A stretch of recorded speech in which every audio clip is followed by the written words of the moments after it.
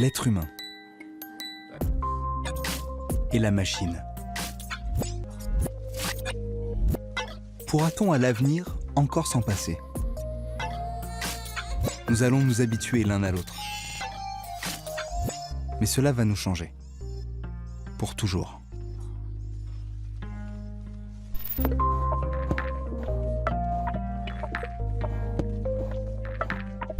Bienvenue dans Homo Digitalis. À partir de quand nous ne serons plus de véritables êtres humains? Comment notre vie et nos amitiés sont affectées par l'intelligence artificielle, la réalité virtuelle ou encore les puces implantées dans le cerveau? Est-ce qu'on n'est pas en train de devenir une nouvelle espèce d'humain? Voici ma collègue, Hélène Farès, au Future Lab d'Ars Electronica, un centre dédié à la création numérique situé en Autriche. Elle a tenté de découvrir l'impact de la révolution numérique sur notre espèce. Nous vivons actuellement l'un des plus grands bouleversements de l'histoire de l'humanité. Enfin, on disait déjà ça il y a 50 ans.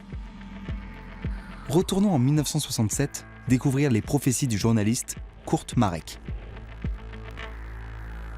Wir sind uns alle darüber einig, dass wir heute in einer Epoche des Umbruchs uns befinden. Unsere gesamte Gesellschaftsform wird nicht mehr stimmen, weil sie nicht mehr in der Lage sein wird, diese ganzen neuen Inhalte aufzunehmen.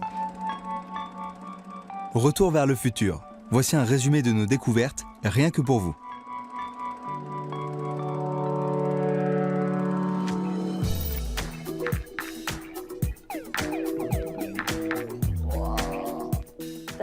Aujourd'hui, nous aimons nos smartphones. Demain, ça se passera peut-être comme ça. Josi, das ist Josi. Hi. Ich bin die künstliche Intelligenz von Josi. Avoir une intelligence artificielle pour amis, des robots, des poupées sexuelles, l'assistance au quotidien, tout cela, c'est notre avenir. Mais quel sera l'impact sur nous? Schön wäre es zu erfahren, ob sie empathisch sein kann. Ich probiere es mal aus. Josi, heute Morgen bin ich übertrieben müde gewesen, als ich aufgewacht bin, weil ich voll den Albtraum hatte. Kannst du das genauer formulieren? Okay, und wenn ich dir dann sage, ich hatte einen Traum, dass ich von einer Schlange gebissen wurde, was sagst du mir dann? Magst du Tiere?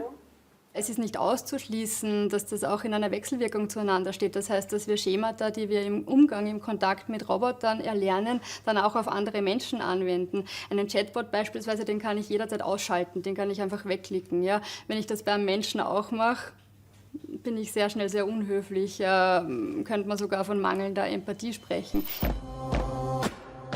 Un humain devenant homme-machine.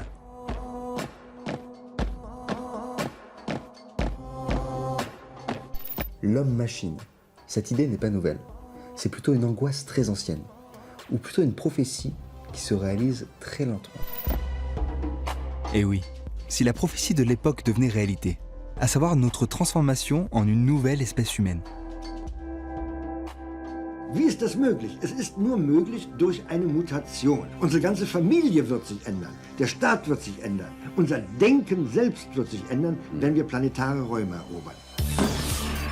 Ce genre de graphique explique peut-être pourquoi notre vie d'aujourd'hui ressemble autant à de la science-fiction. Le progrès grandit de manière exponentielle. Notre âme ne suffit plus aux pionniers de la technologie. Ils veulent un accès direct à notre cerveau.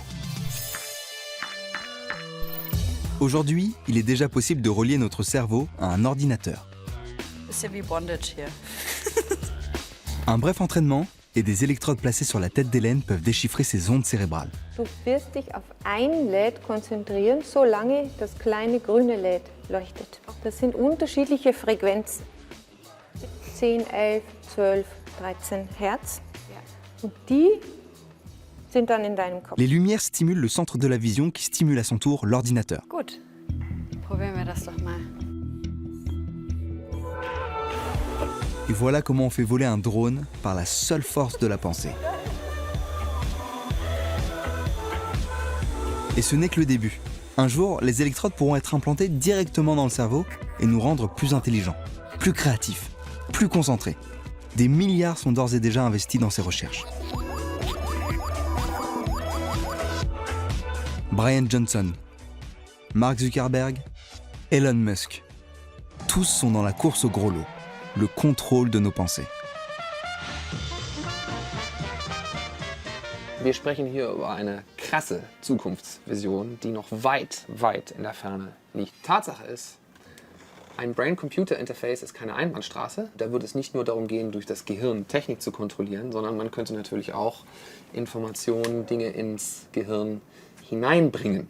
Ja, wir hätten dann eine Verschmelzung zwischen Mensch und Technik auf Bewusstseinsebene, vielleicht, wer weiß.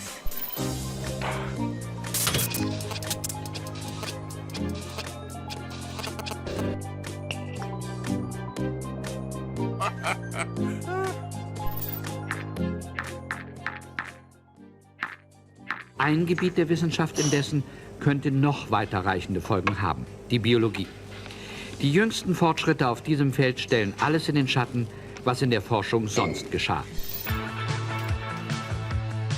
La reprogrammation de l'ADN, entrevue dès 1967, est aujourd'hui bien réelle.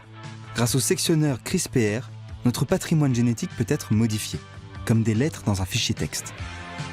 The programming language is actually exactly the same language that you would use to program a computer. The computer figures out then how to create the DNA sequence. Au Future Lab, Hélène a appris qu'elle pouvait même le faire chez elle. Es ist ein Heimlabor, mit dem man bei sich zu Hause in seinem eigenen Labor Versuche machen kann. Crazy. Man Also ich kann könnte aber mich theoretisch selber klonen dann. selber klonen ist vielleicht ein bisschen viel Weiter gut, verlangt, okay. aber du könntest zum Beispiel Versuche machen, wo wir dein Erbmaterial verändern. Dream big, sage ich dann. Ja. Tiré par les cheveux? Pas tant que ça. Aujourd'hui, dans certains milieux, on s'implante déjà des capteurs sous la peau. La manipulation de nos gènes n'est qu'une suite logique. Fonçons-nous tout droit vers la fin de l'évolution, vers la perfection sociale, intellectuelle et physique? We've changed evolution. We've abandoned Darwinian evolution. It's no longer in control. Humans are the first species that's capable of redesigning themselves. Ich denke nicht, dass man von einer neuen Spezies reden muss. Ja?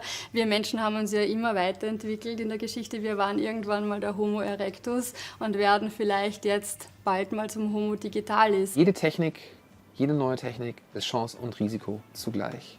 Und es liegt an uns, dafür zu sorgen, durch die Art und Weise, wie wir diese Technik nutzen, dass die Chancen überwiegen und die Risiken minimiert werden. Mais avant de parler de la fin de l'humanité, revenons à nos prédictions futuristes. En l'an 2000, nous aurions dû être installés sur la Lune depuis longtemps. Et voici quelques prophéties supplémentaires. 1982, le contrôle du climat. 2006, des bases sur Mars. 2020, l'homme-machine. Finalement, les futurologues, ils peuvent avoir raison, ils peuvent avoir tort, c'est pas très important. Ce qui est important, c'est de penser au futur, de l'imaginer.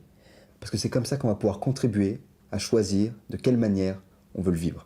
Cette nouvelle intimité entre l'homme et la machine. Voulons-nous vraiment tout ce que les entreprises nous vendent comme étant un avenir radieux? Où sont les limites et les opportunités? Et vous, quel futur souhaitez-vous? Répondez-nous sur arte.tv/homodigitalis.